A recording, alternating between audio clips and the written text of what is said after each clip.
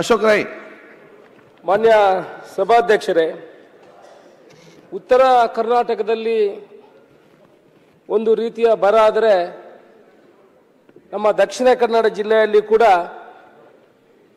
ಅಡಿಕೆಗೆ ಹಳದಿ ರೋಗ ಬಂದದ್ರಿಂದ ಒಂದು ಥರ ಬರ ಬಂದಿದೆ ಸಭಾಧ್ಯಕ್ಷರೇ.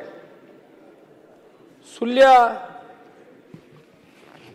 ತಾಲೂಕಿನ ಸುಮಾರು 10 ಗ್ರಾಮಗಳಲ್ಲಿ ಹಳದಿ ರೋಗ ಬಂದುಬಿಟ್ಟು ಪೂರ್ತಿ ಅಡಿಕೆ ಬೆಳೆ ನಾಶ ಆಗಿದೆ ಸಭಾಧ್ಯಕ್ಷರೇ. ಸುಮಾರು 10 ಗ್ರಾಮದಲ್ಲಿ 37,317 ಹೆಕ್ಟೇರ್ ಭೂಮಿ ಇದ್ದು ಅದರಲ್ಲಿ 11,449 ಹೆಕ್ಟೇರ್ ಜಾಗ ಕೃಷಿ ಜಾಗ ಆಗಿರ್ತದೆ ಸಭಾಧ್ಯಕ್ಷರೇ. ಅದರಲ್ಲಿ ಸುಮಾರು 5,111 ಹೆಕ್ಟೇರ್ ಭೂಮಿ ಅಡಿಕೆ ಬೆಳೆ ಬೆಳೆಸ್ತಾ ಇದ್ದಾರೆ ಸಭಾಧ್ಯಕ್ಷರೇ. ಸುಮಾರು 5,558 ರೈತರು ಇವತ್ತು ಹಳದಿ ರೋಗ ಬಂದು ಸಂಕಷ್ಟಕ್ಕೆ ಸಿಕ್ಕಿಬಿದ್ದಿದ್ದಾರೆ. ಅಂದರೆ ಅವ್ರದ್ದು ಪೂರ್ತಿ ಬೆಳೆ ನಾಶವಾಗಿದೆ. ಹಳದಿ ರೋಗ ಬಂದು ಅಡಿಕೆ ಗಿಡಗಳು ಪೂರ್ತಿ ಹಾಳಾಗಿ ಹೋಗಿದೆ. ಅದಕ್ಕೆ ಯಾವುದೇ ಪರಿಹಾರಗಳನ್ನು ಇವತ್ತಿನವರೆಗೆ ಘೋಷಣೆ ಮಾಡಿಲ್ಲ.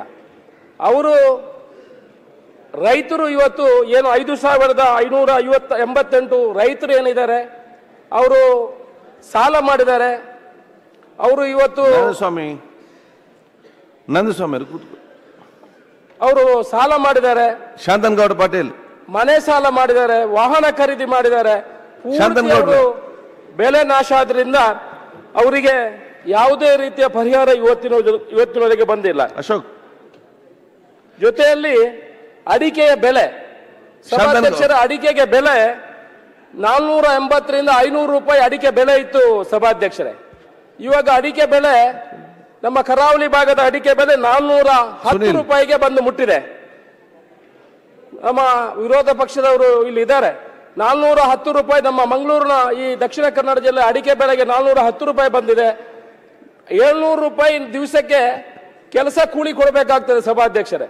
ಸುನಿಲ್, ಕೇಂದ್ರ ಸರ್ಕಾರ ಇವಾಗಲೇ ನೀವು ಮೊನ್ನೆ ಪೇಪರ್ನಲ್ಲಿ ನೋಡಿರ್ಬೋದು, ಸುಮಾರು 12,000 ಟನ್ನಷ್ಟು ಅಡಿಕೆಯನ್ನು ಇಂಪೋರ್ಟ್ ಮಾಡುವಂಥದ್ದಾಗಿದೆ. ಅಡಿಕೆ ಇಂಪೋರ್ಟ್ ಮಾಡಲಿಕ್ಕೆ ಕೇಂದ್ರ ಸರ್ಕಾರ ಅನುಮತಿಯನ್ನು ಕೊಟ್ಟಿದೆ. ನಾನು ಸಭಾಧ್ಯಕ್ಷರ ಮುಖಾಂತರ ವಿನಂತಿ ಮಾಡಿಕೊಳ್ಳುವುದೇನಂತ ಹೇಳಿದ್ರೆ, ನಮ್ಮ ಕೃಷಿ ಸಚಿವರು ಕೇಂದ್ರ ಸರ್ಕಾರಕ್ಕೆ ಮನವಿ ಮಾಡಬೇಕಾಗ್ತದೆ.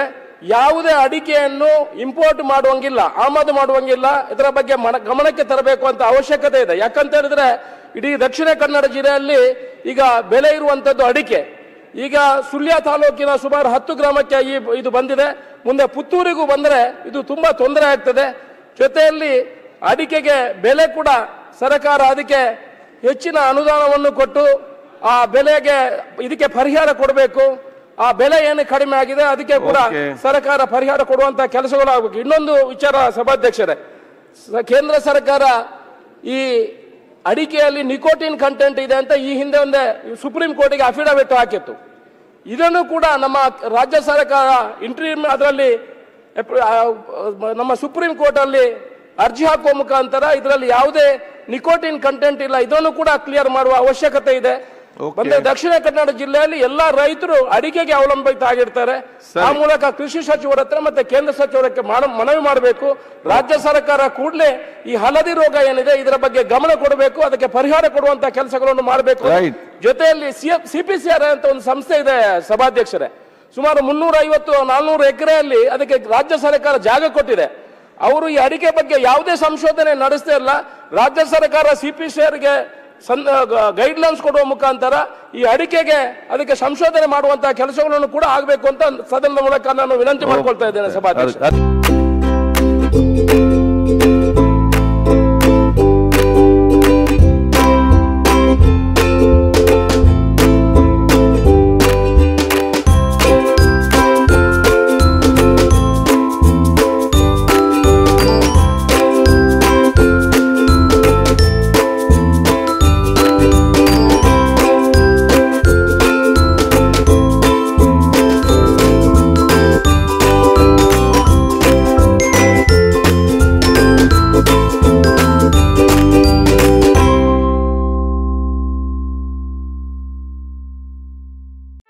ಸುದ್ದಿ ಚಾನಲ್ ಕ್ಷಣ ಕ್ಷಣದ ಸುದ್ದಿಗಾಗಿ.